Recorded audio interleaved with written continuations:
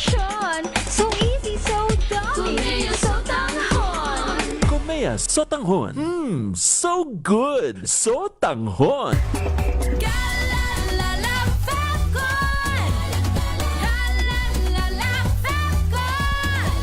Ang bango ng sampayan. Tara na magsayawan. Calefacton, amoy nakaka-joyful. I am Rexeline Ann Cabaltero Reyes. I am a practicing health professional here in Ontario, Canada. Let's go to MX3. Paano siya nakatulong? When I tried MX3, aba! My body loves MX3. Magiging mommy ka na after ng shift mo. So I really need that push and help from MX3 capsule, which makes me a better me. MX3, dito ako bilib. Mahalagang paalala, ang MX3 capsule ay hindi gamot at hindi dapat gamiting panggamot sa anumang uri ng sakit.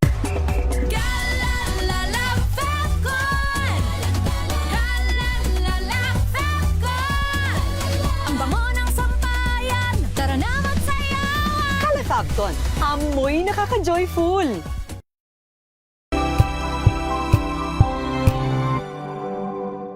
Maagang balitaan, maagang usapan sa mga issue at balita. Kasama si Kuya Angelo Palmones sa Magandang Umaga Pilipinas. Mula Lunes hanggang Biyernes.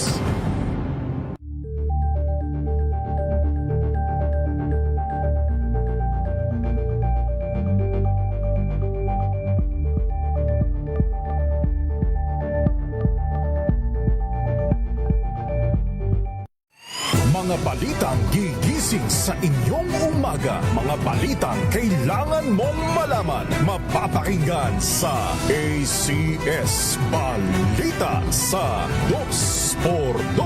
Kasama sina Anthony Taberna at Jerry Baha. Lunes hanggang Biyernes.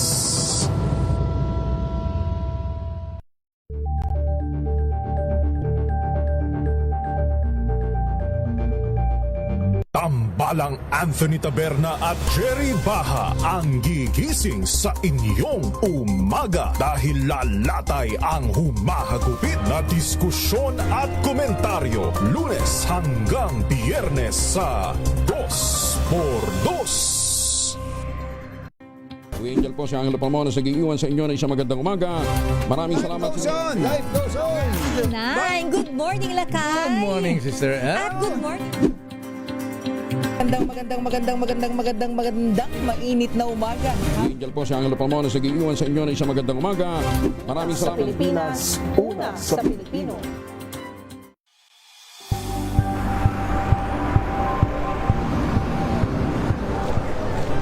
Pa rin ang ating mga eksperto. Dito lang sa Expert Opinion. Ito ang The Better News. TNVS. Trending and Isang kwento, iba't ibang anggulo. Dito, sa Point. Bawat pananagutan ating tatalakayin dito sa Hoy. Bawal yan. Pilipino, dito lang sa News happenings and trends, matchable entertainment and lifestyle. Ito ang MBC TV Network News. Una sa Pilipinas, una sa Pilipino.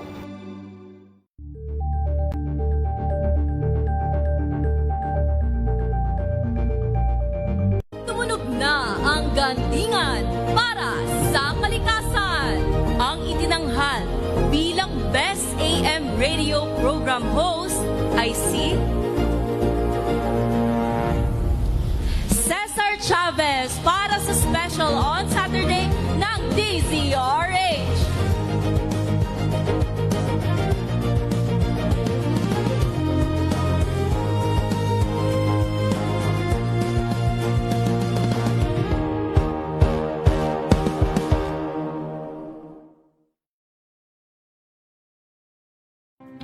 Better News. Una sa Pilipinas, una sa Pilipinas. TNVS. Trending and Viral Show. Nakahandang Sa ating balitan mga kaibigan sa Rapido Hataw. Public Service Hour. Siyempre pa, una sa Pilipinas. Una Ayan ang kabuhanan din pala tuntunan ng break time. Sabay niyo na po ang mga balita at talakayan sa Balansyado. Maraming sa... Buklatin ang mga pahina. Pakinggan ang boses ng lipunan. pamamahayag ang mga issue mula sa ibang katayuan. Nakakalungkot kasi deserve ba namin ng ganito? Na hindi nila alam kung ano talaga yung kanilang mga karapatan. Yung gobyerno, tinulungan nila yung kanilang magsasaka. Pinapatahimik tayong lahat using various laws. Through education, kaya Pilipinas. Manila Broadcasting Company. DZRH. Member, kapisanan ng mga broadcaster ng Pilipinas. Pilipinas, 9 na minuto na. Makalipas ang alas 5 ng hapon. Dahil ang pamamahayag kailangan laging patas. Ang pagtalakay ng bawat issue dapat laging parehas. Narito na ang balitaan at talakayang hihimay sa punot dulo ng mga issue. Bawat panig ilalahad sa publiko. Programang DZRH Balansyado. Narito na ang mga balansyado sa pagbabalita at komentaryo sina Henry Uri at Karen Oyong. Balansyadong balita. Pilipinas, araw ngayon ng Huwebes, 20 sa buwan ng Agosto taong 2026 sa ulo ng mga balansyadong balita. Bagyong Neneng, humina na bilang LPA. Typhoon Sudil at ibang LPA pa sa labas ng PAR, bantay sarado ng Pag-asa. Death toll sa pinagsamang epekto ng habagat ang mga bagyo na itala sa 20 ayon sa NDRRMC. Karagdagang pumping station sa Metro Manila, target naman ng pamahalaan bago matapos ang 2027. Ex-House Speaker Romualdez naghain ng supplemental counter affidavit sa flood control complaint sa Ombudsman. Dating Congressman Mikey Romero, nagretiro na bilang reservist ng AFP. Chinese Embassy inakusahan ni Defense Secretary Teodoro na mistulang PR firm ni Tony Yang. Halos 300 milyong shabu naman na naisilid sa Tarlac o sa Tak Stone mula sa Afghanistan na sabat ng BOC. At bilang ng mga Pinoy na nagsabing sila'y mahirap, nagugutom, dumami pa sa second quarter ng 2026 ayon sa Okta Research. Magandang hapon Pilipinas, kami po ang inyong tagapagbalita. Ako po si Miss Karen Oyong. At Henry Uri. Sa detalye ng mga balita, humina na at isa na lamang ang low pressure area sa ngayon ang dating Bagyong Neneng. Pero ayon sa DOST Pag-asa, nananatili pa rin ito sa loob ng Philippine Area of Responsibility at huling namataan sa laing 450 kilometers hilaga ng Itbayat sa Batanes. Samantala, patuloy namang binabantayan ng Pag-asa ang Tropical Storm Sodil na nasa labas ng PAR at posibleng magpalakas at maging malakas na habagat sa susunod na linggo. Huling namatay nito sa layong 2,785 kilometers silangan ng Eastern Visayas. Taglay ang lakas ng hanging 75 kilometers kada oras at bugsong aabot sa 70 kilometrahe kada oras. Isa pang LPA naman ang namumuo sa loob ng Tropical Cyclone Information Domain ng Pag-asa na huling namataan sa layong 1,725 kilometers sa northeastern ng Mindanao. Umakyat pa sa 29 ang bilang ng mga napaulat na nasawi dahil sa pinagsamang epekto ng mga bagyong Luis at Maymay maging ng hanging habagat. Batay sa tala ng NDRRMC, hindi pa kasama rito ang posibleng epekto ng kasalukuyang bagyong Neneng. 19 naman ang sugatan habang 3 pa ang nawawala. Bahagi ang datos ng higit 6.5 na milyong ang bilang ng mga individual na naapektuhan sa 11 rehiyon o katumbas ng halos 2 milyong families. Sa bilang, 47,000 individuals pa ang nananatili sa mga evacuation centers. Tinatayang 4.6 billion pesos ang halaga ng pinsala sa infrastruktura habang nasa 1.4 billion pesos naman ang pinsala sa agrikultura. May asahang 13 mga bago at upgraded na pumping station sa Metro Manila bago matapos ang taon o sa unang bahagi ng 2027. Sa pagbisita ni Pangulong Bongbong Marcos Jr. sa Tripa de Galiena sa Pasay City, sinabi nito na kailangang madagdagan ang mga pumping station dahil sa dami ng buhos ng ulan. Pero dagdag ng Pangulo, problema pa rin ang basura gaya ng kanyang nakita sa Tripa de Galiena Pumping Station. Iginit nito na kahit malakas ang pagbomba ng tubig kung nakakapasok naman ang mga basura ay hindi malayang pumalya ang mga pumping station. Pakinggan natin ang Presidente. We are installing additional pumping stations and those pumping stations are in and around Manila. I think altogether we have 13 additional pumping stations which we should have in place by the end of this year or the beginning of next year. Most of them should be in place already. But again, that does not solve our problem with garbage, and so that is why we are here trying to find ways to dispose of the garbage in an environmentally friendly way.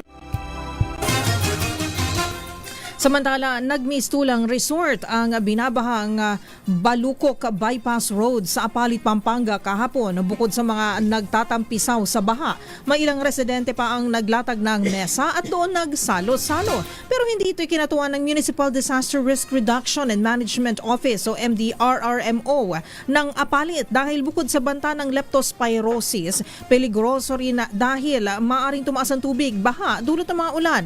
Paalala ng otoridad, bawal maligo at tumambay sa Balukok Bypass Road, lalo na't dito na itala ang isa sa 2 kumpirmadong nasawi sa Apalit dahil sa baha. Patuloy naman ang pagmomonitor at pag-iikot ng Apalit Municipal Police upang matiyak ang kaligtasan ng publiko. 15 minuto na makalipas ang alas 5 ng hapon sa iba pang balita. Hindi makakaapekto sa kasong isinampa laban kay dating Speaker Martin Romualdez at iba pang nagrecant o nagkaroon ng recantation o pagbawi ng testimonya kagaya ng bodyguard ni dating Congressman Saldico. Ayon sa Office of the Ombudsman, hindi na bago ang recantation sa mga high-profile case. Hindi rin naman umiikot ang buong investigasyon sa iisa o kahit sa ilang witness sa kaso. Aabot na niya sa 28 testigo ang hawak ng Ombudsman. Handang mabigay ng direkta at material na kaalaman sa mga transaksyong sinisiyasat sa kaso ng Romualdez kabilang ang mga naka-uniforme at aktibo rin sa serbisyo. Nagbabala rin ng Ombudsman sa mga hahadlang, magbabara, manggugulo sa proceeding ng Ombudsman na maaharap sa tinatawag na buong bigat ng batas.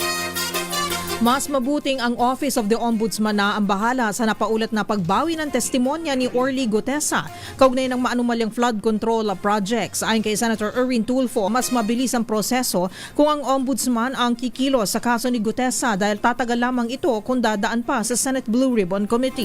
Dagdag pa ng senador na may usapan sila ni Ombudsman Jesus Crispin Remulla na kapag issue ng flood control ay sila na ang bahala para mapadali ang proseso ng accountability. Ang pahayag kasi ni Gutesa at ng iba pang Maleta Boys ang siyang pinagbatayan sa investigasyon ng Ombudsman laban kay dating House Speaker Martin Romualdez. Narito pakinggan at panuurin po natin si Senator Erwin Tulfo.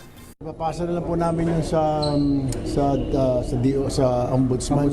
Sila na po kasi yun din po ang gagamitin lang, statements. Parang lahat po ng anything has to do with flood control po na investigation ng Blue Ribbon, ibinigay na po namin.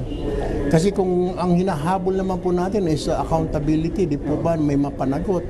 Mas quicker po yung pagdiretso na po yung Ombudsman. Kasi kung dadaan pa po sa Blue Ribbon, nakita naman ninyo, nag-imbestiga kami. Ngayon, yung mga testigo umaatras isa-isa, di ba?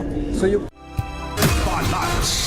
Matatanda ang si Gutesa ang iniharap sa Blue Ribbon Committee ni Senator Rodante Marcoleta at nagsabing nagde-deliver siya ng male-maletang pera na tinawag naman basura ni Romualdez. Dagdag pa ni Gutesa, sina Marcoleta at dating Congressman Mike Defensor ang gumawa ng kanyang affidavit o salaysay na binasa niya noon ng ipatawag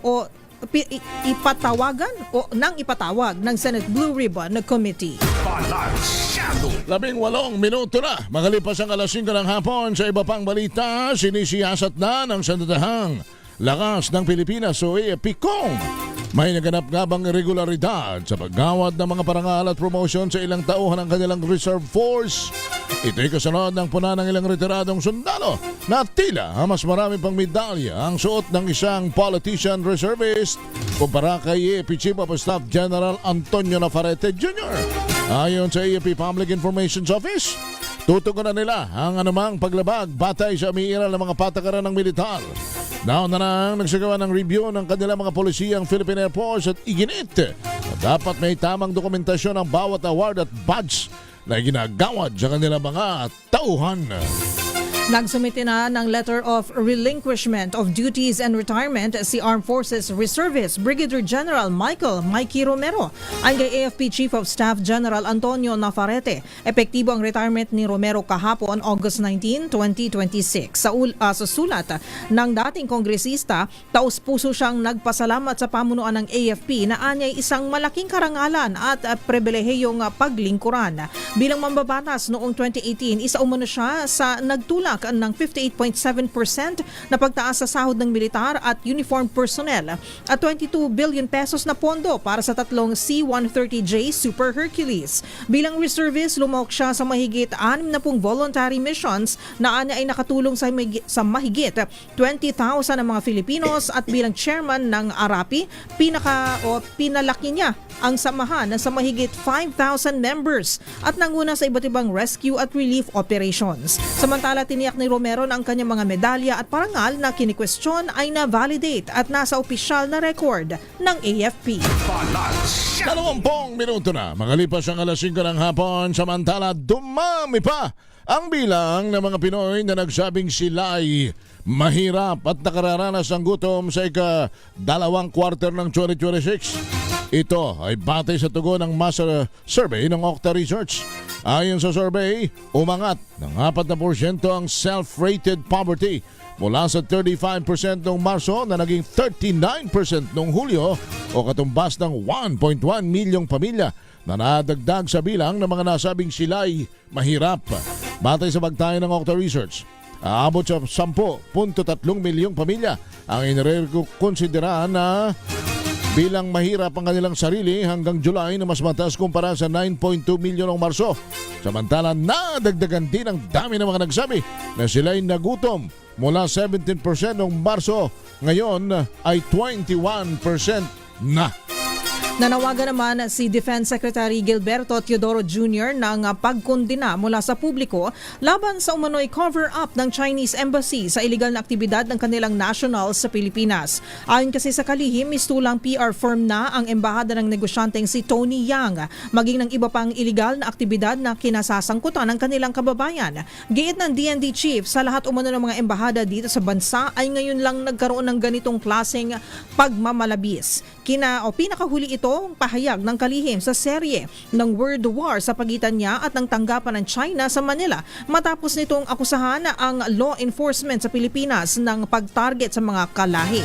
Nag-ugat ito sa raid ng PAOK na NBI at AFP laban sa Sanja Steel Corporation sa Misamis Oriental na ipinasara ng DNR dahil sa mapanganib na paggamit ng radioactive materials. Bukod pa sa pagpuproduce ng umano'y substandard na bakal. Una nang binanggit ni Teodoro na dati itong pag-aari ng negosyanteng si Yang.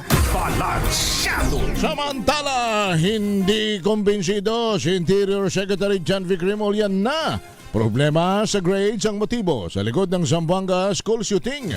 Sa programang 2x2 sa DCRH, sinabi ni Remulla na expose sa mga violenteng content ang estudyanteng shooter mula sa isang nihilistic website. Batay sa ginawang pagsusuri sa smartphone ng bata, napag-alaman na pinag-aaralan naman nito ang iba't ibang mga serial killer at mas murderer. Ako po, wala naman ang indikasyon na pinuntirya ng estudyante ang kanyang guro. Sabi pa na Remulla, malabo na problema sa grado ang motibo dahil ngayong Agosto lamang nagbukas ang klase, pero noong Marso pa umano expose ang mga violenting video ang shooter. Pakinggan natin sa Secretary Remulla. Kasi sa lahat ng drawings niya, wala namang sinabi, wala siyang sinabi na kung sino patay niya eh. Parang kung sino lang makita niya. Walang walang description eh. But we're not ruling it out. Kasi titignan namin yung grades niya. Kasi until we see and talk to the teacher and look at his performance, doon lang natin malalaman kung ano nangyari. Yung bakit nag-spiral. Pero if you come to think about it, March pa eh. Di ba nag-upisa ang school natin itong August? Ito lang, bago lang. Bago lang. Pero March pa lang ginagawa niya na. So, I find it hard to believe na grades yung dahilan eh. Yung summer vacation, nag-uumpisa na siya. Samantala, nadiskubre ng pinagsanib na puwersa ng Bureau of Customs o BOC at Philippine Drug Enforcement Agency o PDEA ang bagong paraan sa pagtatago ng iligal na droga para makalusot sa bansa. Sa modus, idiniklara ang kontrabando bilang talc stone at doon isinilid ang shabu na aabot sa 43 kilos at may halagang 292.4 million pesos. Sa investigasyon mula sa Afghanistan, ang iligal na droga na naharang sa dalawang 20-foot container sa Manila International Container Port. Ikinubli ang mga shabu sa loob ng mga fabric pouch na nilagyan ng plaster of Paris upang magmukha at humalo sa mga totoong talc stone. Dahil sa mahigpit na profiling ng BOC sa mga high-risk shipment, isinailalim ang kargamento sa 100% physical examination kung saan nadiskubre ang mga iligal na droga.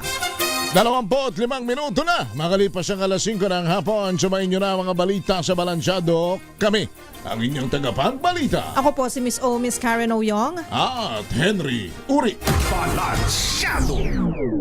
Ang oras na yan.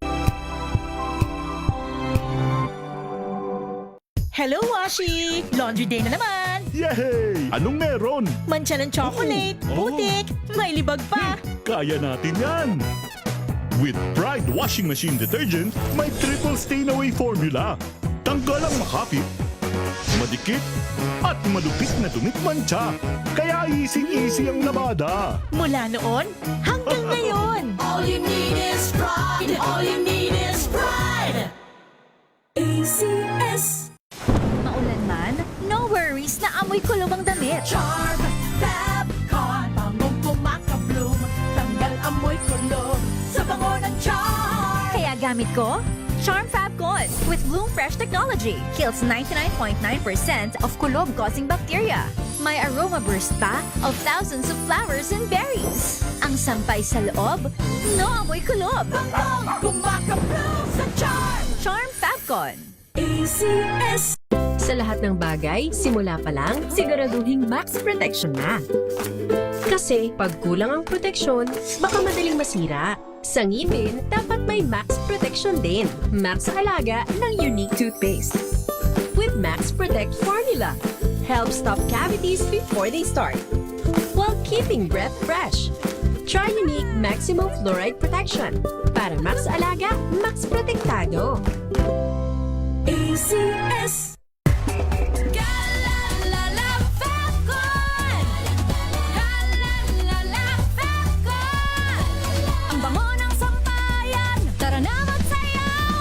Fabcon, amoy nakaka-joyful.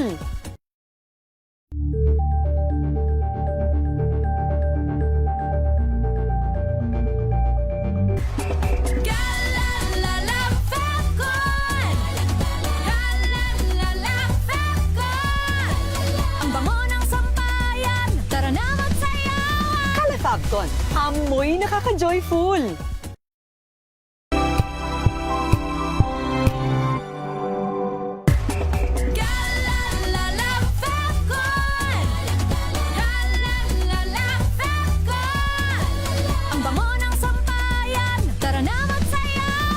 Fabcon, amoy nakaka-joyful.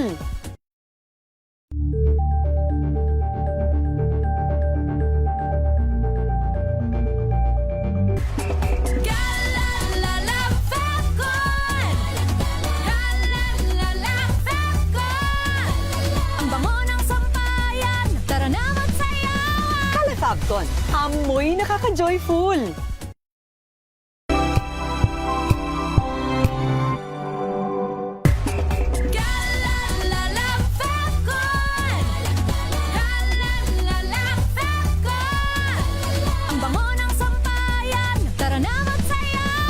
Fabcon, amoy nakaka-joyful.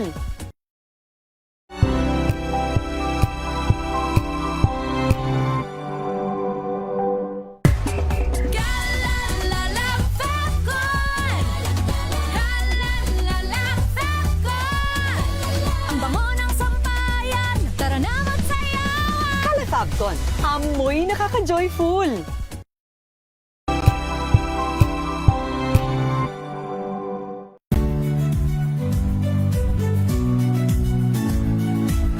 Magandang araw mga kaibigan. Ito po ang inyong balerina ng bayan, si Lisa Macuja Elizalde, na nag-aanyaya sa inyong samahan kami at ang aming mga espesyal na panauhin para sa kalahating oras ng masayang kwentuhan sa aming programang Art to Art, kung saan ang usapang sining at kultura ay para sa lahat. Huwag kaliligtaan, tuwing linggo, alas 3:30 ng hapon, dito lamang sa DZRH Radio, DZRH TV, at via online streaming.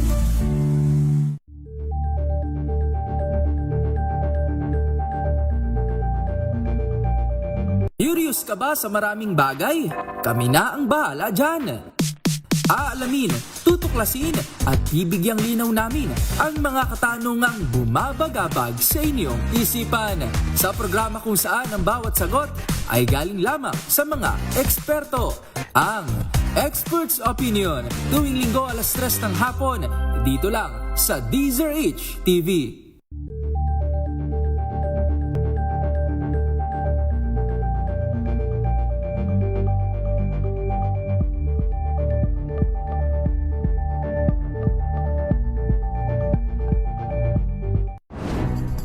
Good vibes ang hanap mo? Dito ka na sa sigurado! Mula sa mga istoryang nagbibigay ng inspirasyon hanggang sa mga kwentong may dalang solusyon. Mga balitang pampagaan ang pakiramdam at pampaganda ng araw. Hindi lang ba sa good news, kundi the better news.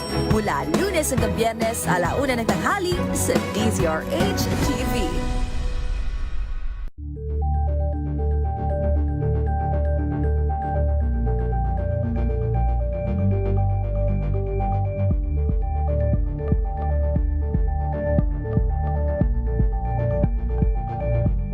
Sa pagbabalik tanaw sa 87 taong legasiya ng DZRH, napagtagumpayan na ng kauna-unahang himpilan ng radyo sa Pilipinas ang iba't ibang pagsubok, kabilang na ang bangungot noong panahon ng ikalawang digmaang pandaigdig.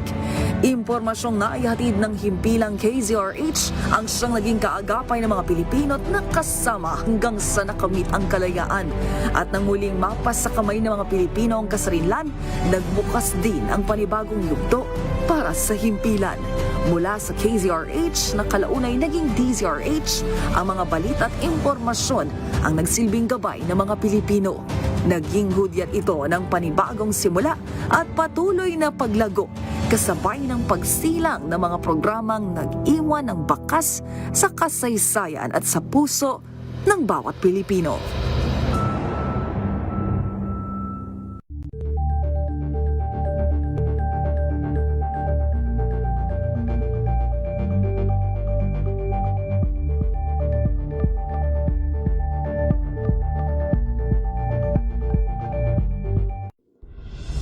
Tuloy-tuloy ang pagtulong, tuloy-tuloy ang pagseserbisyo at tuloy-tuloy ang balitaan kasama si May Binauhan sa Operation Tulong mula Lunes hanggang Biyernes.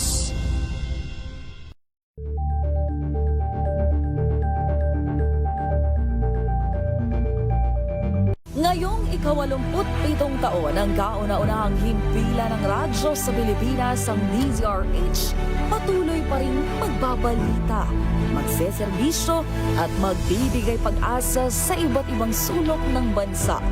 1994 nga nang inilunsad ng One Nation, One Station sa inisyatibo ni MBC Media Group Chairman Mr. Fred J. Elizalde.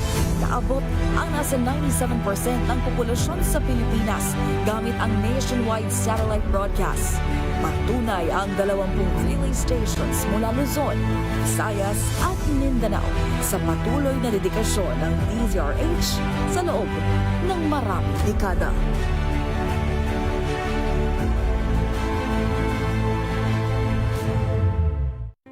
Angel po si Angelo Palmona sa giiwan sa inyo na isang magandang umaga. Maraming salamat. Life goes on! Nine, good morning, Lakay! Good morning, sister. At good morning. Magandang mainit na umaga. Angel po si Angelo Palmona sa giiwan sa inyo na isang magandang umaga. Maraming Sa salamat. Pilipinas, una sa Pilipino. If I get impeached, then that is my end.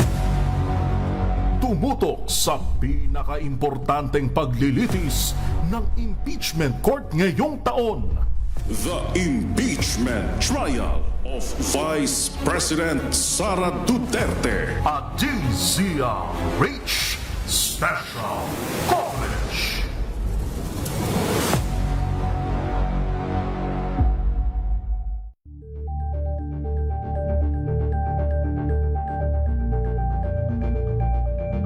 Kasabay ng mga hamon at pagbabago sa paglipas ng panahon, nananatiling tapat ang DZRH sa paghahatid ng serbisyo sa publiko.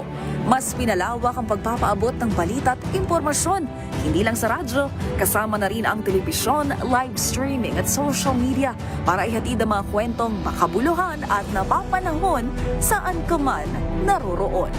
Mula noon hanggang ngayon, mananatiling kaagapay mo ang DZRH, naninindigan sa paghahatid ng katotohanan at sa paglaban sa patuloy na pagkalat ng disinformasyon at sa pagyakap sa makabagong teknolohiya at sa patuloy na pagsulat ng kasaysayan, mananatiling kasama mo ang DZRH saan ka man sa mundo.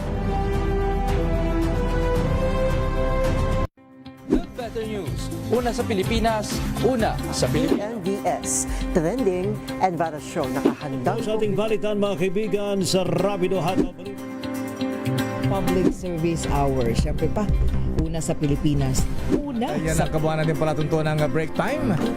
Sabay niyo na po ang mga balita at talakayan sa Balansyado. Maraming salamat.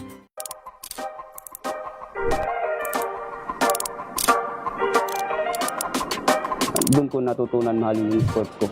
Dahil malaking tulong talaga sa akin. Dahil hindi po ako kaya paaralin ng magulang ko. Dahil sa sobrang hirap namin kay magsasaka lang kami. Tapos bata pa ako, magsasaka na ako. Doon minahal ko siya. Sabi ko, mas madali pa itong gawin kaysa magsasaka.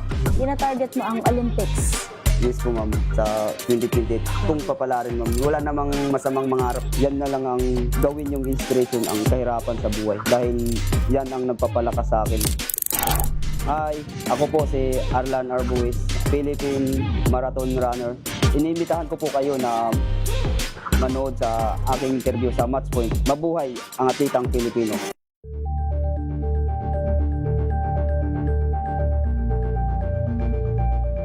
Abangan this Saturday. Hi, kami ang banda ni Cleggy. And you're watching Scene Zone.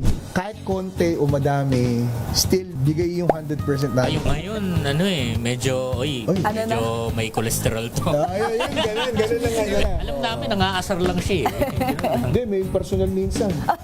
Ganon. Ako magiging flood control ng iyong luha. Years ko nang pero... Ay, 3 years pa lang dati. 3 years na. Sorry. Niloloko mo lang sarili mo, hindi ka niya mahal. Hindi ka niya mahal. Alas 12 ng tanghali, dito lang sa DZRH TV.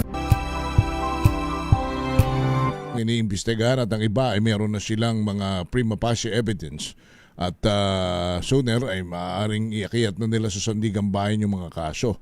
Particular partner dyan, siyempre yung pinakamalaking usapin ng umano ay pagkulimbat ng mali-malitang salapi ng dating Speaker of the House at ng iba kanyang mga kasabwat at may mga lumabas pang testigo, in particular yung mga umano'y bodyguard ni Saldico. Ang problema, mayroong mga bumaligtad na ho at I think today bumaligtad na yung unang-unang nagsabi na siya ay nag-deliver ng mali-malitang pera kung saan sa mga lugar para kay Saldico, para kay former speaker. Ang tinutukoy ko po ay yung testimonya, naalala ninyo sa Blue Ribbon hearing ng isang Sergeant Gutesa. Kanya lang partner bumaligtad dito at sinabing siya daw ay anong tawag riyan,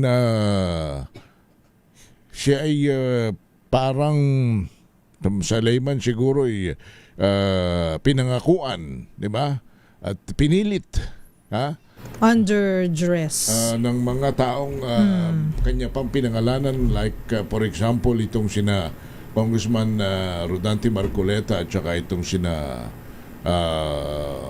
anong tawag riyan, attorney? Si dating attorney. Dating Congressman Mark Defensor. Mark Defensor. Para ho makuha yung eksaktong konsepto kung ito hubang pagbaligtad ng mga ito ay malaki ang magiging epekto at maaaring ang inyong tanong ay tanong ko rin.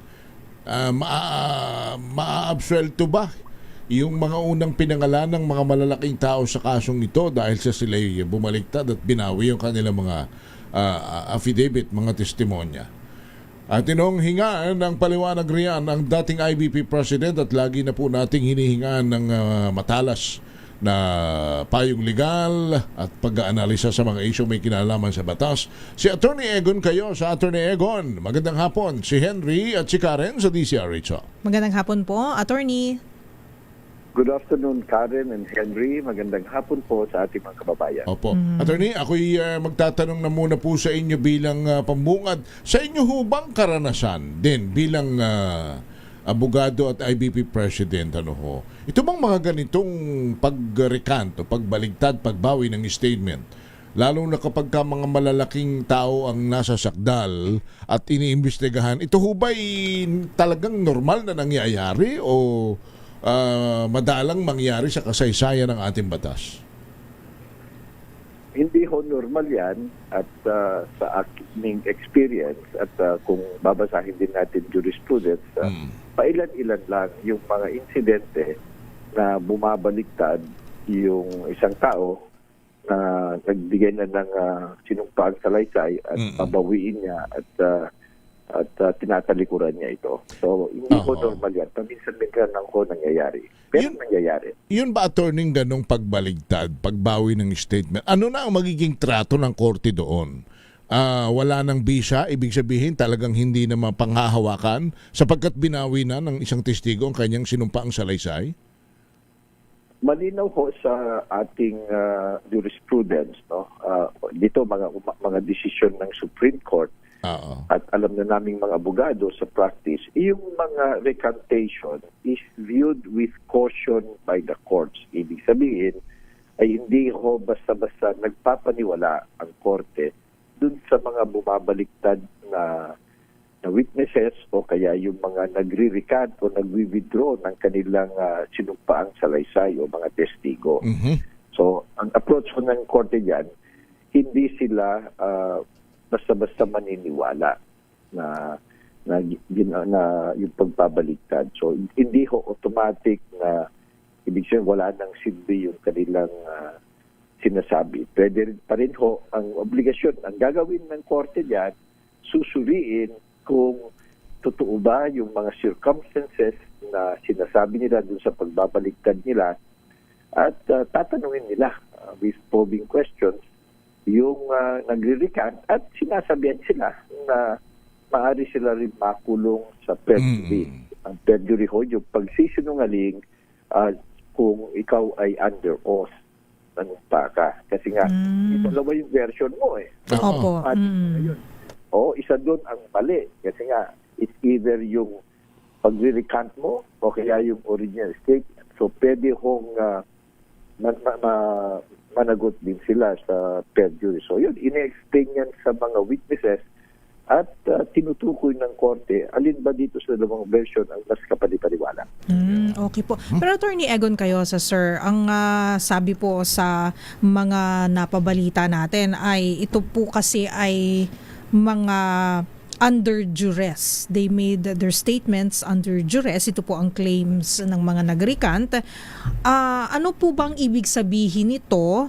Although alam naman po natin siguro parang may pressure, napilitan, na tinakot, may ganun po bang factor? And ano po ba yung magiging epekto naman nito sa kabuuan ng kaso? Una, pag sinabi mo under duress ka, hindi ka agad maniniwala. Kasi nga, nung ginawa mo yung affidavit, nanumpa ka sa harapan ng notaryo publiko eh. So, yun, once it is notarized, yung genuineness dyan na, at freely and voluntarily, yun ang ibig sabihin pag nasa harapan ka ng notaryo publiko. Kasi hindi naman papayag ng sino mang notaryo publiko mapipirma ka, may nakatutok sa ulo mo na parin. Opo. Correct. Pwede yun. Mm. So, hindi ba sabihin mo kasi na-pressure ako, natakot ako, kinakailangan patunayan mo yun. Kinakailangan ka ng ebidensya para makumbinsi at pati yung notaryo publiko, mananagot siya kasi hindi dapat pinapayagan. So dapat po always freely and voluntarily binigay mo yung statement nung nanumpa ka sa harapan ng isang notaryo publiko. So dapat po may explanation din yung mga nagrekanta, Attorney Cayosa, sir. Meron silang affidavit po ba na dapat ilabas para i-explain sa korte? Definitely. Kasi, di ba, ang sitwasyon is dalawang version, magkasalungat.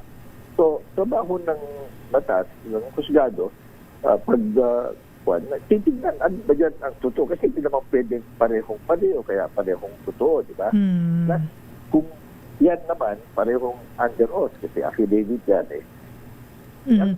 ang ano nila is, kung sinabi mong under, kailangan sabihin, paano ka under threat? Kasi yung konting mga panakot, hindi ho naman yan yung duress that will invalidate. So, tingnan din nila yung mga motivation mo. Ang problema ng mga ito, yung iba nagsasabi kasi hindi dumating yung pera. yung mga bayad sa amin, ang pinangangako, kaya babaliktad na lang kami. So, yun, very weak to respond. Opo. Sa bayaran, kung kahilayan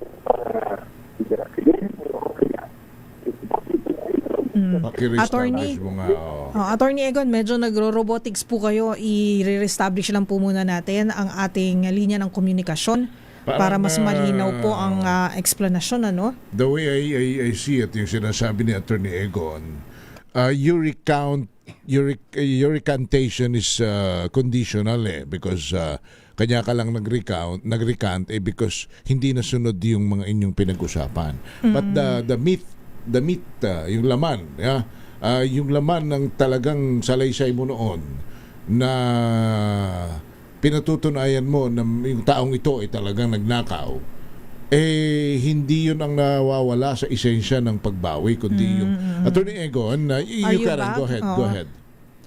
Before I ask my question, Attorney Egon, you were saying po?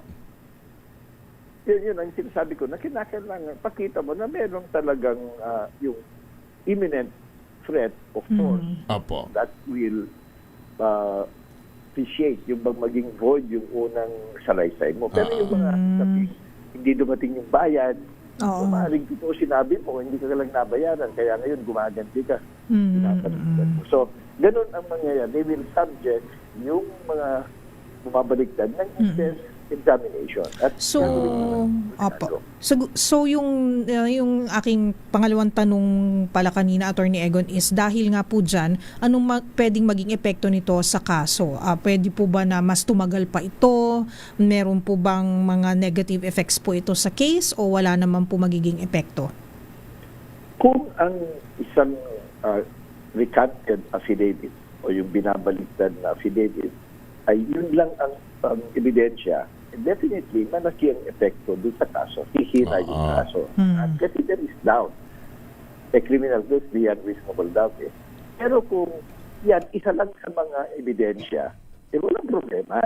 Kung meron namang ibang mga witnesses o lalong-lalo na merong mga dokumento, yung merong mga paper trail, merong real or documentary evidence o pag-aamin o kaya testimonya ng iba pa na nakakaalam din ng mga bagay-bagay, isasantabi lang yung nabaliktad na sagutin na lang yung bumaliktad in a separate procedure.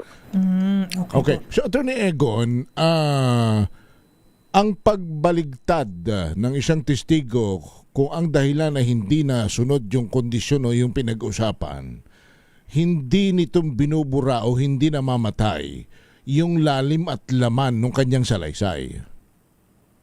Tama. Kaya kung unless dun sa kanyang pagbabaliktad, i-detalya niya bawat statement niya na ito kasinungalingan dahil sa ganito, ito yung totoo o kaya talagang kasinungalingan lahat yan. So, yun, kinakailangan hindi pwedeng general lang ng pagbabaliktad para maging useless lahat ng sinabi. Kailangan mag-detalye din siya. Otherwise, magiging hanap buhay ang pagtistigo, Attorney Egon, for that matter. Tama po yan. Kaya nga, kung mapansin po ninyo, kaya naglipa na ako mga sinungalingan under oath sa ating republika. Kasi noon, mababa ang penalty. But dahil nakita yan ng mga mambabatas, tinaasan nila ang penalty ng perjury. Ang problema kasi, Henry, yung ating mga partido, ang ating gobyerno, halimbawa, prosecution witness yan, hindi nila pinapanagot yung mga bumabaliktad. Hindi nila tinutuluyan ng perjury. So, ganun. Ano ba ang penalty dyan sa perjury na yan? Ilang taong pagkakulong yan? 12 years ho. May mahaba rin pala. Kasi ho, noon, pwedeng umabot ho yan 12 years. But ang importante, it is more than 6 years ang penalty. Kasi nga, pag below 6 years, probationable, ibig sabihin. Pwede kang mahatulan, you can plead guilty, pero probation ka lang, hindi ka na papasok sa kulungan. So ngayon, ginawa nila, makukulong ka talaga. Attorney, dito sa kaso ni Gutesa, ni Sergeant Gutesa, na siya'y nagtestigo under oath, na nag-issue ng affidavit laban kay Saldico, kay Congressman Martin Romualdez at sa iba pang mga sangkot. Ngayong siya'y bumaligtad, kung hindi human mangyari na ang pagbaligtad niya ay maging daan ng pag-absuelto, posible bang maging daan para lumabnaw yung kaso laban dun sa kanya mga inakusahan, and therefore baka yung plunder ay maging anong tawag yan? Mas mababang malversation or maging graft at mauwi sa kalaunan ay maging bailable na lamang. Well, yan ay depende ho kung agay na bagit ko kanina. Kung meron namang ibang ebidensya, real, documented, or testimonial that can establish all the elements of plunder, halimbawa, kahit bumaliktad siya, tuloy pa rin yung kaso. Ngayon, pero definitely, with respect to this person, mahirap na yung gamitin na witness ng prosecution. Kasi, ang focus na yan, yung pag-ano, ba dyan ang tama. So, meron pa naman silang ibang mga tinatawag na maleta boys na hindi pa bumabaliktad. So far siya pa lang at yung 4, di ba 18 mga yan? Natitira 14 na lang. Naman nilang panindigan ng kanilang mga sinasabi o baka mag-supplemental affidavit pa sila. So pwede po alam nila, halimbawa mapatunayan ng prosecution na kaya bumalik na dyan, binayaran, binili. Di tuloy pa rin, hindi masyado maepektuhan yung mga natitirang mga witnesses. So attorney, pwede po na kontrahin kumbaga at mapatunayan, kunyari lang po dahil hindi naman po lahat nag-recant, may mga former bodyguards pa rin naman po, they stand by their statements, na pwede pong gamitin sila yung mga statements nila para kumbaga mapatunayan po ba o mapakita na walang grounds po yung pag-recant nung mga iba nilang kasamahan o dati nilang kasamahan. Pwede rin po bang gamitin yun? Pwede naman ho. Sapagkat yung pag-recant niya, personal sa kanya. Ibig sabihin na kung mag-recant ka sa testimonya mo, yung mga ibang witnesses na meron din kinalaman dito, useless na yun. Hindi ho. Ikaw lang yun. Personal to you. Pangalawa, kung magaling ang prosecution at mapapatunayan nila sa testimonya na iba, na ito, nabili lang ito, binayaran lang o tinakot lang. At yun ang sinasabi niya Di ba? Tinatakot ako. So, sinong nagtakot sa iyo? So, baka pwedeng ba na ang bumili, tumakot dito. Yung mga nasasakdal. Di ba lalong ebidensya pa yan dun sa mga nasasakdal. So, the prosecution can be vigorous, can be deliberate and focused. At pwede ko rin din gamitin ito, yung mga admissions against interest. At pwede rin ho siya idawit na sa conspiracy. dun sa mga bultuhang mali-malitang mga korupsyon. Idawit doon. Kasi nga, parang pag rinirikan niya, pero meron na siyang admission against interest nung nauna, di ibig sabihin, di kasabwat siya doon. Pwede ho ganun ang teorya na i-forward ng prosecution. Kasi meron pang natitira ng testimonya. Opo. Pero paano po, attorney, kung, ewan ko lang po kung tama po itong nakikita ko dito, but what if it's their lawyer submitted just one affidavit para po sa 18 po ng mga former bodyguards? Hindi po ba maapektuhan po yung buong affidavit kung may mga nag-recant? Paano po yung mga hindi po nag-recant? And mas maigi po ba pag may mga separate affidavits na lang po? I think yung ombudsman nag-request po na dapat, kung mas maigi po sana na yung 18 mag-submit sila ng separate affidavits nila. Tama yung puna mo, Juan, Karen, at tama naman ng ombudsman na mas maganda na individual na affidavit. Yun noon pa, nung paglabas ng mga yan, yun ang una kong pinuna. Na maaaring may katotohanan yung mga pinagsasabi ng mga ito. Kaya lang kung yan, gagawin mo isang affidavit lang at papirmahin mo sa 18, ang lalabas niyan, lahat ng 18, alam nila lahat ng mga over a span of 3 years. Opo. Walang maniniwala sa ganun eh. Kung bakit trabahong tamad yung ganyan, yung pag-ilapsam mo. Kaya tama lang ang ginagawa ng ombudsman na sige, pumunta kayo dito, i-detalye nyo yung personal lang na alam nyo. Huwag na yung tama sa affidavit nyo, yung mga hindi nyo naman alam. So ngayon, mas maililinaw yun. So, mas lalakas yung ebidensya mo pag gano'n. Kasi yun ho ang malaking puna ng nakakaalam ng mga abogado dun sa 18 joint affidavit. Opo. Talagang pinadali lang, rinap sila, at talagang walang maniniwala dyan na katotohanan. Kasi imposible naman na 18 na Marines, sabay-sabay sila sa ginagawa nila over a span of 13 years. Imposible po yan. Trabaho, tama yun. Ina-address na yung mga individual affidavits ng mga yan. Trabahong tamad nga naman yun. Pero attorney, ano ang magiging epekto nito sa mga nakakulong naman ngayong Senator Marcoleta, dating Congressman Mike Defensor, na sinasabi na inilaglag ni Gutesa? Yan bang paglaglag niya ay maaaring lalong magpabigat sa kaso ng dalawa na Marcoleta at saka Defensor? But iba ho naman yung kaso nila kasi ito ho yung yung bribery sa mga donasyon na dahil umamin publicly si Senator Marcoleta under oath pa, di ginamit laban sa kanya kasi nga bawal din ho naman yung tumanggap habang ikaw ay nasa gobyerno, congressman sa noon, ng ganyang bultuhang amounts din. So iba ho yan. So walang kinalaman. Ang mangyayari sa kanila, itong pagbaliktad niya at sinabing pinilitan, mananagot sila. Perjury. Lalo-lalo ng abogado kasi under our Code of Professional Responsibility and Accountability, yung Code of Ethics namin, bawal na bawal ang isang abogado gumamit ng kasinungalingan o kaya maging partido dun sa paggagamit ng kasinungalingan na ebidensya. So pwede silang maharap pa sa panibagong kaso? Justice o maaaring perjury. Ayun. Maharap nga sila sa panibagong kaso kung gagamitin ito laban sa kanila. Yun ang mangyayari. Madadagdagan ang kaso na kinakaharap nila. Pero sila lang po ba, attorney, ang kumbaga witnesses o yung mga kumbaga pwedeng mag-testify ukol dito sa issue? Meron pa bang iba? Kasi kung ito pa lang medyo yung credibility ay pinag-uusapan natin, baka biglang maapektuhan po yung kung gaano kalakas yung kaso sana.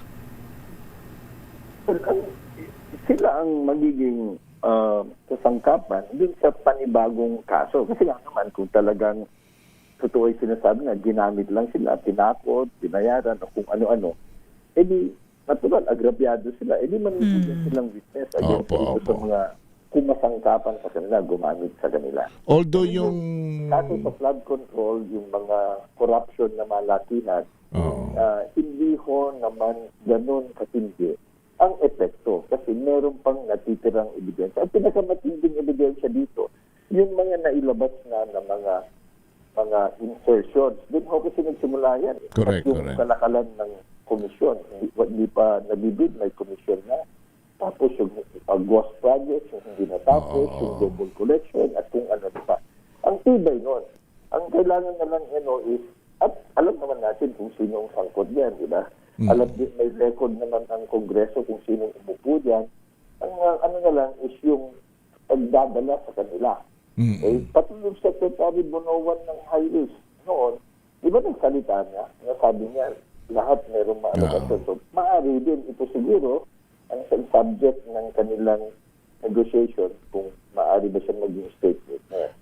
So, marami pa ho. Hindi ho naman ibig sabihin. Mali ho yung akala o kaya kiniklaim ng iba na wala na yung kaso laban sa kanila kasi bumaliktad yung 4 na Marines o kaya si Gudesa. Meron pa ho. Walang kung may epekto man hindi yung tuluyang bubura sa kaso. Tama, attorney, ano? Henry? Tama na kahit bubaligtad dito mga ito, hindi nangangahulugan na mabubura na ang kaso, maaabsuelto yung mga inakusahan. Tama lang. At dapat din ho yun ang ating bantayan na hindi gamitin ng ito para tuluyang makalimutan na yung iba pang mga mas malalaking tao na sangkot dito sa malawakang korupsyon. At saka may iba pa ba naman tama kayo, no? Kagaya halimbawa nung paano umalagwa ang kanilang yaman simula noong sabihin na natin na pumutok itong insertion simula sa mga taong 2022 hanggang 2025 for that matter. Maaari din magamit yun kung lumobo ang kanilang salin, ang kanilang mga deposito at ng mga nabiling ari-arian ay umalagwa ng parabang sumasalamin dun sa sinasabing mali-malitang napunta sa kanila. Tama ka dyan, Henry, at dapat nga igising natin sapagkat ang focus lang natin yung criminal cases. Pwede namang unexplained wealth forfeiture. Ayun. Civil proceeding lang yan. Preponderance of evidence ang kailangan. At lahat ng mga yan, malalaking tao, meron naman silang SALN, meron silang income tax, meron silang mga korporasyon at maaari ho tugisin at i-recover ng gobyerno yan ng Office of the Solicitor General para maibalik yung nakaw na yaman sa kaban ng bayan. Pero unfortunately hanggang ngayon, wala tayong naririnig yan. Palaging sinasabi ng lahat, all of government effort ito. Pero saan yun? Iba dapat lahat ng ahensya ng gobyerno nagtutulungan para ma-recover yung nanakaw na kaban ng bayan. Last question from my end and I will get the word yung sinasabi ninyo na hanggang ngayon. Sa tingin ho ba ninyo, Attorney Egon, ay naroroon pa tayo sa pamantayan na kailangan ng airtight ang kaso o hindi ba masyadong matagal na itong iniimbestigahan, matagal na itong nakalutang sa 4 na sulok ng bansa at yung kaso naman ay for sure tinatrabaho na, nagsanib pwersa na riyan ng DOJ, NBI, of course the Ombudsman at yung pang sa Blue Ribbon. Pero hanggang ngayon, Attorney Egon, wala pang kinapapatukan ito batay sa hinihinging katarungan lalo na ng mga nabibiktima ng pagbaha. Tama ho at naintindihan ko yung pagtingin ninyo. Bakit ang tagal? So lahat po tayo, kasama na rin ako, bakit ang tagal? Ngayon, maintindihan natin rin na sa panahon ni Secretary Boyeng Remulla, tinaasan ng Department of Justice yung level of evidence required para magsampa ng criminal case. Hindi na lang po prima facie cases. Dinagdag na with reasonable certainty of conviction. Ganun din ho ang ginawa niya nung dumating sa Ombudsman. Dinagdagan nila. Para sa ganun daw, ay mas airtight. So, maganda naman yun, except that, lumaki ang poder nila. Parang halos sila na yung kwes eh. Kasi nga, dinagdagan nila ng mas mahigpit na standard. Yun ang isang punto. Pangalawa, ay naintindihan din natin na kung ganun kataas kahigpit yung ginawa ng standard, kinakailangan talagang suruin nila ng mabuti. Merong backup witnesses, merong ebidensya, may corroborating evidence at lahat na. Kasi kung minsan din ho, pansinin natin, yung Sandigan Bayan, pati Supreme Court, trial courts, maramihan ng mga kasong pandarambong o graft and corruption, statistically, nahuhulog, nadidismiss, na-active, nakakalusot yung mandarambong dahil maraming technicality yung ginagay yung korte. So, maganda na nag-iingat, pero hindi ho dapat yan rason para hindi magsampa. Kasi nga ho, marami nang nagsalita eh. Yung iba nga nakakulong o nagiging prosecution witness na gamitin mga ito. Huwag nating, kumbaga ito si Gudesa, isa lang hindi siya pinaka-importante. So, hindi rin magandang gawing halos lahat na ng mga hindi pa nakasun, babagsak na kasi bumaliktad. Malihaw na focus yun. Si Gudesa, panagutin ang gumamit sa kanya. Pero yung iba pang mga solid evidence, yun ang i-develop at i-fortify ng ombudsman para makapagsampan sa lalong madaling panahon. Kasi yun na ang napapansin na na-focus na lang tayo dito sa impeachment, na-focus dun sa mga nakasuhan. Unfortunately, yung mga nakasuhan, ito pa yung medyo kontra sa administrasyon. So napupuna ngayon ng gobyerno na parang selective justice para mapawi yung ganyang obserbasyon. Di ba dapat pati kung mga kakampi nila, sino man sila, seryosohin pa rin, ipursige pa rin yung pagpa-file sa kanila ng matinding kaso, kinakaukulang kaso, sa lalong madaling panahon. Para may iwasan din ko yung sinasabi ng iba na dinidribble nila pagdating sa... Attorney, I don't know pala kung itong nabanggit na ninyo at nagbigay na kayo ng pahayag sa pagiging state witness na balak gawing state witness itong si Secretary Bunoan.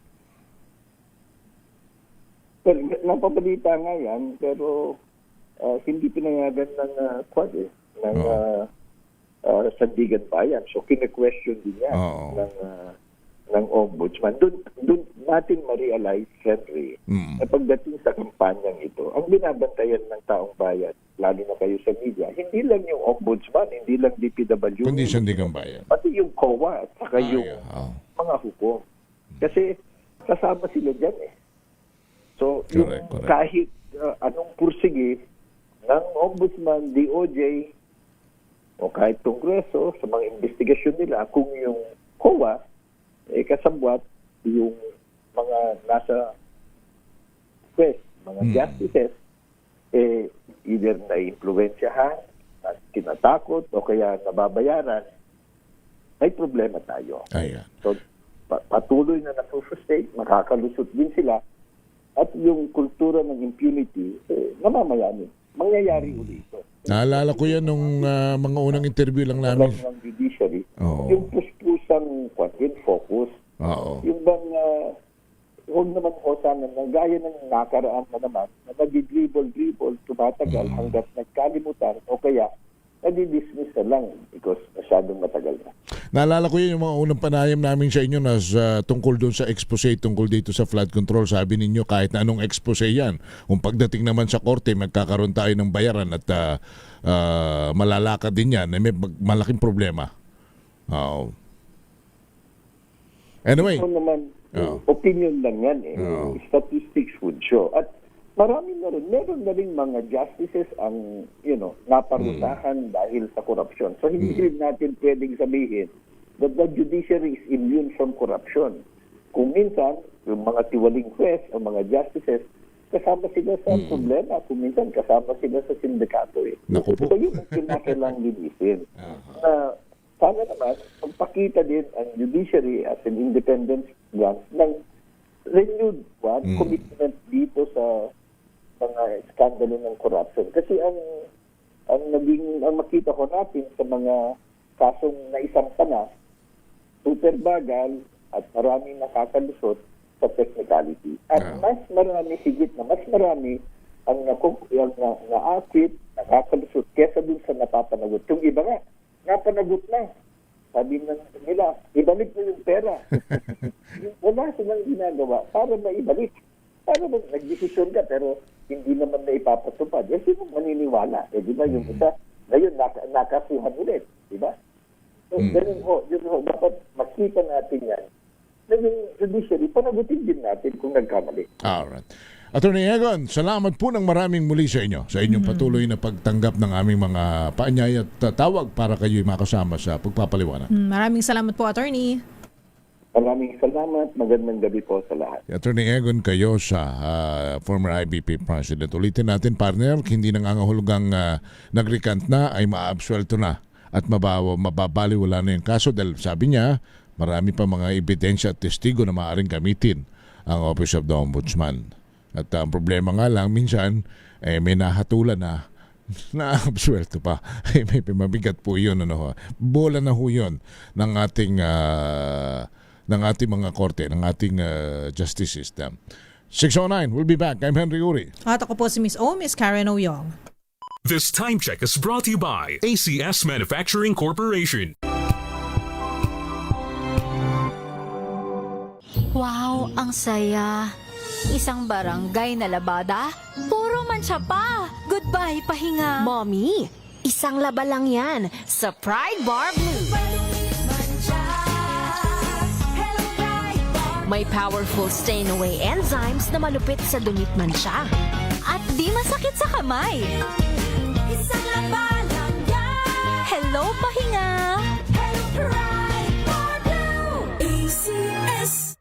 Hello, Washi! Laundry day na naman! Yay! Anong meron? Mancha ng chocolate, putik, may libag pa! Kaya natin yan! With Pride Washing Machine Detergent, may triple stain-away formula. Tanggalang makapit, madikit, at malupit na dumit mancha. Kaya easy-easy ang labada. Mula noon hanggang ngayon! All you need is pride! All you need is pride! ACS. Tanggaling-galing mo! Smart dishwashing paste ko! Pritong ulam na masebo, plato ng kaldero. Tanggaling for everyday. Ganyan, pag smart ang dishwashing paste, may double tanggaling formula. Tanggalang sebo, tanggalang bakterya. Pahit para walang bahid, linis fantastic sa metal at plastic. Number 1 ko to! Tanggaling-galing mo! Smart dishwashing paste. ACS. Tinesting, sinuri, siniyasan. Ang resulta? Super effective ang Shield sa pagpatay ng bakterya at virus. Shield Antibacterial Soap. Believe ang mga eksperto sa Philippine Nurses Association. At si Mami. Tiwala ako sa Shield. Shield Antibacterial Soap. Napatunayang mabisa. Ang mga nurse, tiwala. ACS. May arte? May budget? Akala nyo lang yon. So solid! White Rose Papaya, wow! White Rose! White Rose Papaya, wow! White Rose! White Rose Papaya! May glow up with White Rose Papaya! White Rose Papaya. May puti power times 2 kasi may papaya at niacinamide. May shea butter and tea tree oil pa. Kutis sulit ang glow up. Glow up with White Rose Papaya! White Rose Papaya. Kutis sulit ang glow up. ACS. Champion na milyonaryo pa!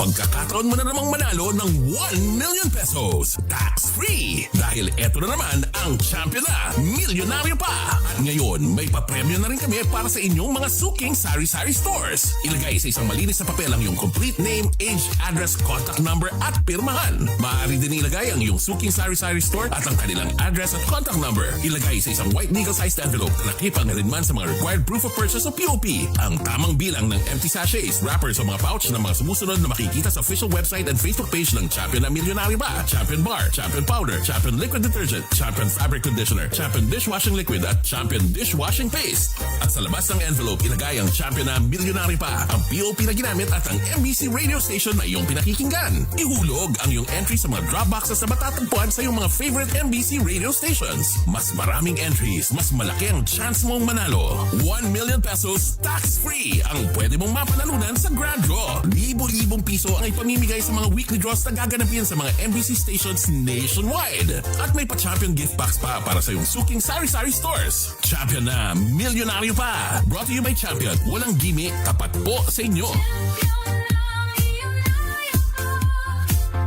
Hi, my name is Mayor Francis Israel Macobenta. I'm from San Diego. I'm an advanced clinician in neuro and spine surgery.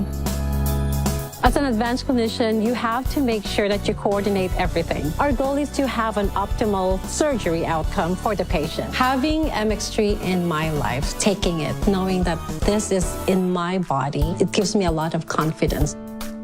MX3, dito ako believe. Mahalagang paalala, ang MX3 capsule ay hindi gamot at hindi dapat gamiting panggamot sa anumang uri ng sakit.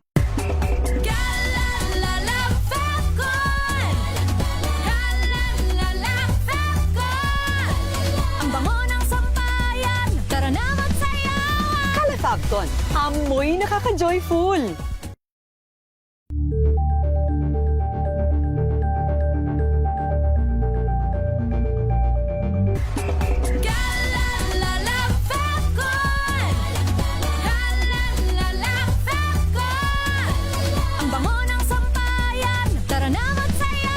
Calefacton, amoy nakaka-joyful.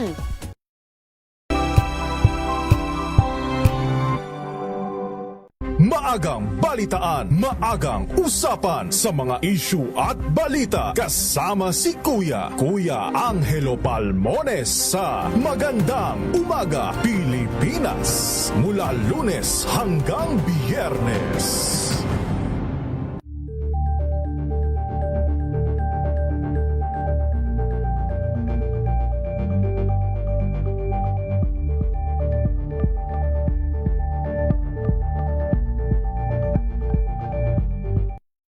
Mga balitang gigising sa inyong umaga. Mga balitang kailangan mong malaman. Mapapakinggan sa ACS Balita sa 2x2.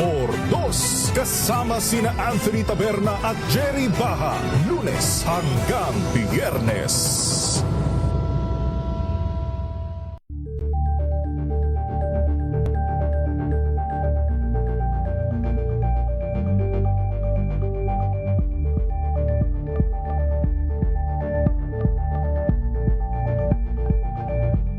Tambalang Anthony Taberna at Jerry Baha ang gigising sa inyong umaga dahil lalatay ang humahagupit na diskusyon at komentaryo. Lunes hanggang Biyernes sa 2x2.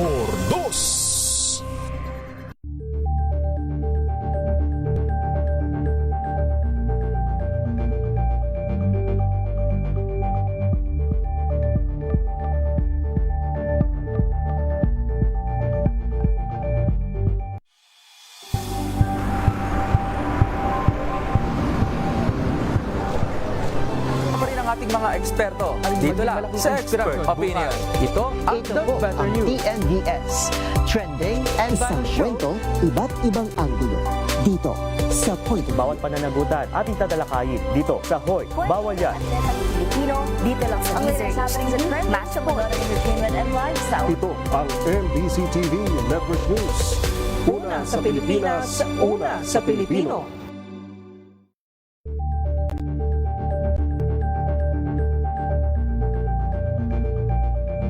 Tumunog na ang gandingan para sa kalikasan. Ang itinanghal bilang Best AM Radio Program Host ay si Cesar Chavez para sa special on Saturday ng DZRH.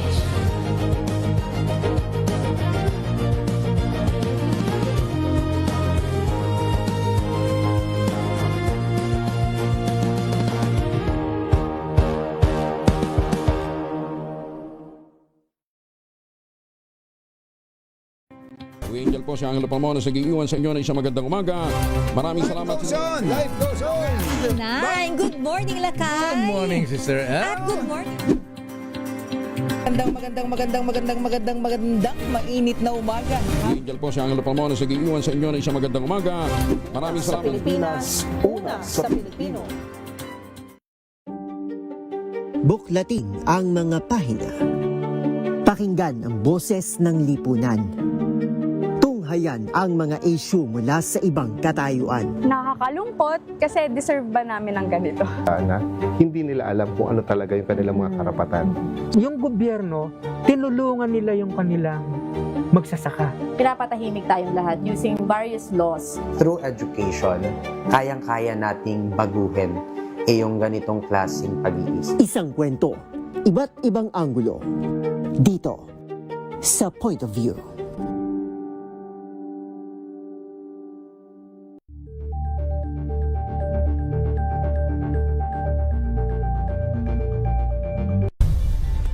Nagsimula sa pangarap hanggang sa maabot ang tagumpay. Iba't ibang kwento, iba't ibang mukha ng atletang Pilipino. Mas pinatindi, mas pinalakas, at mas pinaaksyon sa Match Point tuwing Sabado, 12:30 ng tanghali sa DZRH TV. Better News. Una sa Pilipinas, una sa Pilipinas. NBS, trending and viral show nakahandang sa ating balitan mga kaibigan sa Rapido Hataw. Public Service Hour. Siyempre pa, una sa Pilipinas. Una Ayan sa... ang kabuhanan din pala tuntunan ng break time.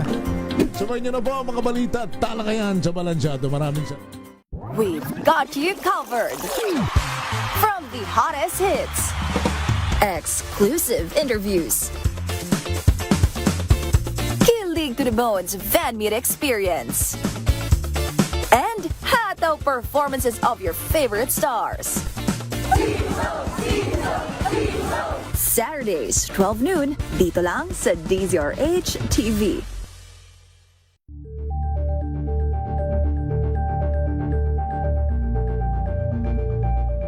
Ito ay bunsod ng naitalang 17 individual na ang kanilang naaresto. Metro Manila Development Authority o MMDA ang No Contact Apprehension Policy o NCAP sa Metro Manila. Sa ang ilang mga dokumento ay peke.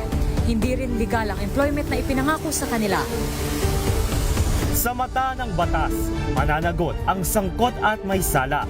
Dahil sa bawat paglabag, may karampatang parusa. Alamin ang mga pananagutan sa likod. 20 minutes after 6. Ang hirap maging panganay, no? Aba, lalong mas ano, mahirap. Kuya Henry? Mas mahirap pa maging bunso. Kung marami kang mamanahin. Ay? Oo. Bakit? Kaya itanong natin mamaya yan sa usapang Kila attorney. Baka marami tayong mamanahin dyan, Siguro na nakikinig Ano ba yung mamanahin na yan? Utang ng Pilipinas ang ating mamanahin. At problema ng bansa. Ako kanina si Attorney Egon, yung kausap natin, si Attorney Egon kayo sa yung former IBP president. Tandaan ninyo, baka with all due respect, partner, doon sa abogado ng depensa o maging ng prosecution o ng sino mang mga abogadong nakikinig sa atin, maaaring magkakaiba ng opinion, but as per former IBP president, hindi dahil sa inilaglag na, nag-recant, binawi ni Gutesa at nung ilang mga malitam bodyguards yung kanilang testimonya, mawawalang sala na yung mga inakusahan sa flood control anomalies. Dahil sabi nga niya, marami namang mga ebidensya, testimonya. Hindi lamang yan, di ba? At sabi naman ng Office of the Ombudsman, mahinayang kung yan ang pagbabatayan, sa lingwahe nga natin mga mamamahayag minaliit ng Ombudsman yung pag-recant po ni Gutesa. Ibig sabihin, marami silang bala. Kung talagang sila'y sincero na mapanagot at maipakulong yung po mga nagkasala dyan po sa flood control anomaly. Kinyo nga lang, obserbasyon nating lahat, bakit ba talagang ang pagkakatagal-tagal na mamaya-maya pa 2027 na, alam naman ninyo, pagdating ng 2027, pormahan na ng eleksyon yan. Iba na yung pagkakabisihan ng mga tao. Baka matabunan na ang issue. Alright, yes, of course. So sana ay with all due respect sa ating ombudsman, pakita ninyo kung sino kayo. Yan ang sinasabing, ipakita mo kung sino ka, Ombudsman Boying. Huwag kang pumayag na hindi magiging legasiya mo itong pagpapakulong sa mga totoong nagkasala at mastermind dito sa flood control anomalies. Otherwise, mabigiging part ka ng kasaysayan at masisisi ka at maaaring magretiro ka sa buhay, politika o sa buhay na pagiging abogado, na maging hindi magiging maganda ang pananaw sa iyo ng tao. At hanggang sa kaapu-apuhan mo. Alam mo tayong Pilipino partner, ganun eh. Although sinasabi na we have a short memory, pero pagka ang isang politiko ho ay hindi gumawa ng mabuti, hindi natin nakakalimutan hanggang sa kanununuan at hanggang sa kaapu-apuhan yan ang kanyang ginawa sa bayan. Maniwala kayo. Pakiramdam lang natin hindi. Pero tayo rin ay mapagtanim lalo na doon sa mga walang hiyang mga magnanakaw sa kaban ng bayan.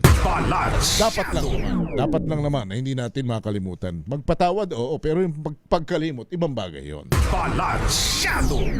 Dahil pag tayo nakalimot ay nangyayari para na pumapayag tayo na tayo pinagmamalabisan at talagang niloloko nito mga ito. Kaya hindi natin dapat makalimutan yung kanilang mga ginagawang kawalang hiya na yan. Samantala, mga nasa likod ng false witnesses dapat makasuhan ayon sa Malacanang. Ito na. RH number 14, Left Narciso Let. Dapat maimbestigahan at makasuhan ang mastermind sa mga testigong nagbibigay ng walang katotohanang mga salaysay. Sinabi ito ng Malacanang matapos bawiin ni Orly Guteza ang salaysay na nag-deliver siya ng mali-maletang pera kay dating Speaker Martin Romualdez kaugnay ng flood control controversy. Ayon kay Palace Press Officer Claire Castro, dapat panagutin ang mga nasa likod ng paggawa ng ganitong klaseng senaryo. Pero sabi ni Castro, kailangan ring malaman kung lahat ng sinabi ni Guteza ngayon matapos mag-recant ay may katotohanan. Dagdag ng Palace official, maraming nagtatangkang gumawa ng peking kwento para manira at maaring isa sa mga dahilan nito ay destabilization. Hindi lang kasi anya si Guteza ang nababanggit na meron umanong nagmamanipula para maging false witness kapalit ng pera. Ito si Let Narciso para sa DZRH. Una sa Pilipinas, una sa Pilipino. Maraming salamat Miss Let Narciso. Samantala personal na panlalait ng online trolls sa kanyang itsura at medical condition pinalagan ni Representative Percy Sendanya. RH12 Milky Rigunan, ibalita mo yan manang Milky. Umalma na si Akbayan Representative Percy Sendanya sa panlalait sa kanya ng mga online trolls. Aminado si Sendanya bilang public official, hindi dapat balat sibuyas. Pero gate Sendanya may hangganan ang lahat at ang nakababahalaan niya, ginagamit ng mga ito ang kanyang medical condition para siya ipahiya at gawing katatawanan. Ayon kay Sendanya, ang kapansanan ay hindi katatawanan at hindi ito dapat gawing sandata upang laitin, hiyain o i-dehumanize ang isang tao. Sabi ni Sendanya, gagawa siya ng hakbang para mapanagot ang mga nasa likod ng mga paninira. Babala din ang ito laban sa mga online pages, influencers at individuals na kasama sa panlalait. Giti Sendanya, bilang stroke survivor, hindi niya lamang ito laban kundi lahat ng mga PWDs na biktima ng mga panlalait. Ako si Milky Rigunan, nagulat para sa DZRH, una sa Pilipinas, una sa Pilipinas. Thank you, Milky. Samantala, mga jeepney drivers at operators naging recipient ng lingkod Lapid Relief Distribution. RH number 28, Raymond Adpaz. Raymond!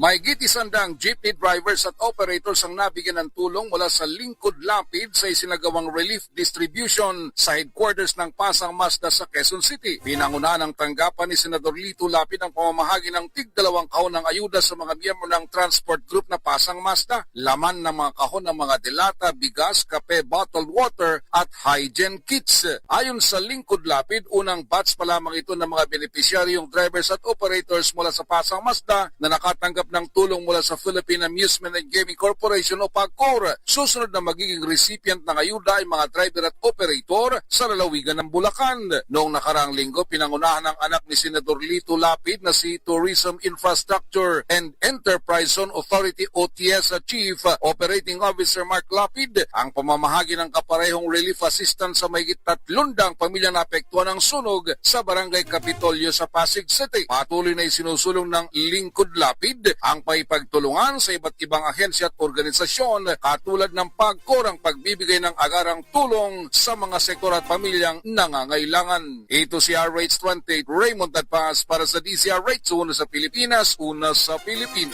Maraming salamat Raymond Adpaz. Samantala DOJ, hinimok ang publiko na magkaroon ng disiplina sa social media laban sa tinatawag na copycat incidents. RH19 na Nolasco, ibalita mo yan, Tina. Umapela ang Department of Justice binabases o DOJ sa publiko at sa media na maging responsable at iwasan ang pagpapakalat ng mga mararahas na larawan at video online kaugnay ng pamamaril sa Ateneo de Zamboanga University. Sinabi ni Justice Secretary Frederick Vida, mahalagang pairalin ang disiplina sa paggamit ng social media upang maiwasan ang tinatawag na copycat o paggaya ng iba sa ganitong uri ng karahasan.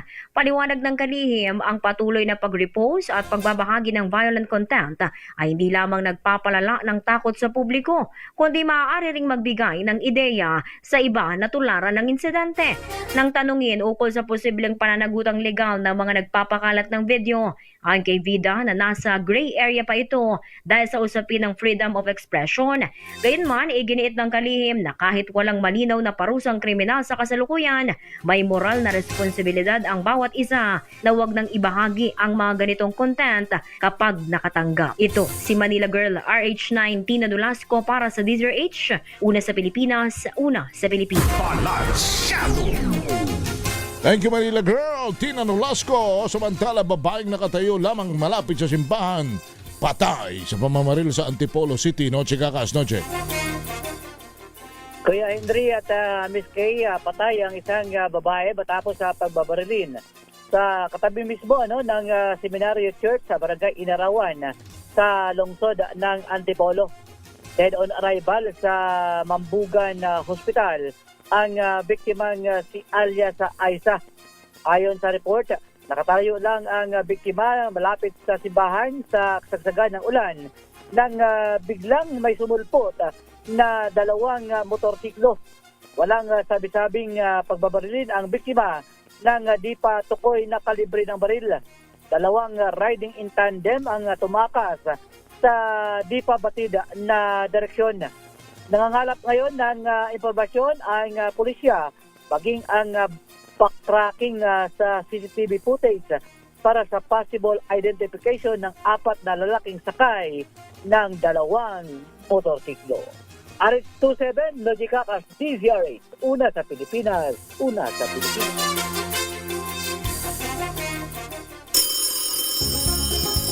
Makinig maigi! Ito na ang chance mo na manalo ng instant 500 pesos kapag narinig mo na ang mahiwagang kring-kring. Tingnan mo na ang iyong cellphone, baka ikaw na ang susunod naming winner sa kring-kring panalo malakas sa telepono. Paano sumali? Bisitahin ang Facebook page ng DZRH, fill up pa ng Google Sheet na nakapin sa DZRH FB page at hintayin ang aming tawag sa telepono. Kring-kring na! Kring-kring na mula sa Pangasinan, Ay, partner. ang layo naman. Hello po, Sir John Lankino. Magandang gabi po. Magandang gabi po rin po. Hi, Sir John. Saan po kayo sa Pangasinan? Sa Kalasyaw po. Ay, Kalasyaw! Gusto ko ang Kalasyaw. Putong Kalasyaw. Ay, My masarap favorite. yan. Ngayon ho ba'y maulan sa Kalasyaw? Yes po. Naku. Oh, talaga. Po, grabe. Oh, sige. Grabe. Bibigyan ka na namin ng pampainit. Yung pampainit na malusog, hindi yung pampainit na... Hindi pwedeng nakakalasyeng. Huwag niyong ibubibili ng pampalasing. Pampainit lang na sigmura. Ang tanong ni Karen ay... Eto na po, Sir John. Ano pong kauna-unang radyo sa Pilipinas at numero 1 sa mga taga Kalasyaw, Pangasinan, Sir John? DZRH po. Ayun! Ano pong English sa DZRH? Natawa lang si Sir. Tamang yun yung sagot. DZRH. Salamat, Sir John. Antay po ninyo Congratulations. ang inyong napanalunan sa Jigan. Ay, mga taga Kalasyaw, Pangasinan, kumusta na po kayo? Ingat po kayo. Malakas daw ulan doon. Yes, ingat po kayo. At yan ho ang kalipunan ng mga balita. Talakayan sa Balansyado. Lagi nating tatandaan kung nais nating umasenso sa buhay, manalig magdasal sa may kapal. Huwag gagawa ng masama sa kapwa, bagkus gumawa ng mabuti. Dahil ang paggawa ng mabuti kailanman ay hindi ho magbubunga ng masama.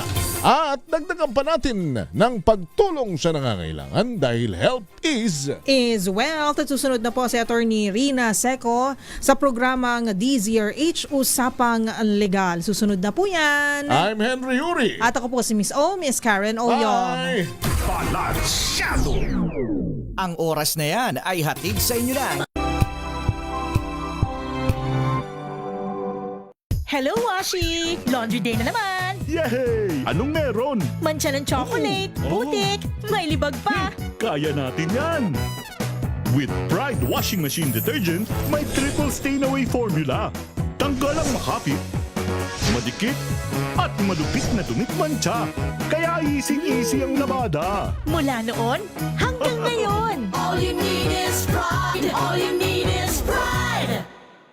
ACS. Sa lahat ng bagay, simula pa lang, siguraduhin max protection na. Kasi pag kulang ang proteksyon, baka madaling masira. Sa ngipin, dapat may max protection din. Max sa alaga ng Unique Toothpaste. With Max Protect Formula, helps stop cavities before they start, while keeping breath fresh. Try Unique Maximum Fluoride Protection.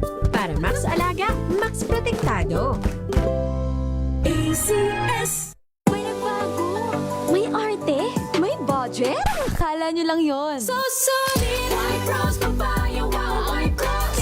White Rose Papaya. Wow, White Rose. White Rose Papaya. May glow up with White Rose Papaya. White Rose Papaya. May puti power times 2 kasi may papaya at niacinamide. May shea butter and tea tree oil pa. Kutis sulit ang glow up. Glow up with White Rose Papaya.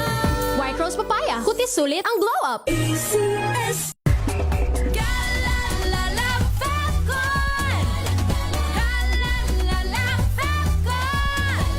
Ang bango ng sampayan. Tara na magsayawan. Calafabcon, amoy nakaka-joyful.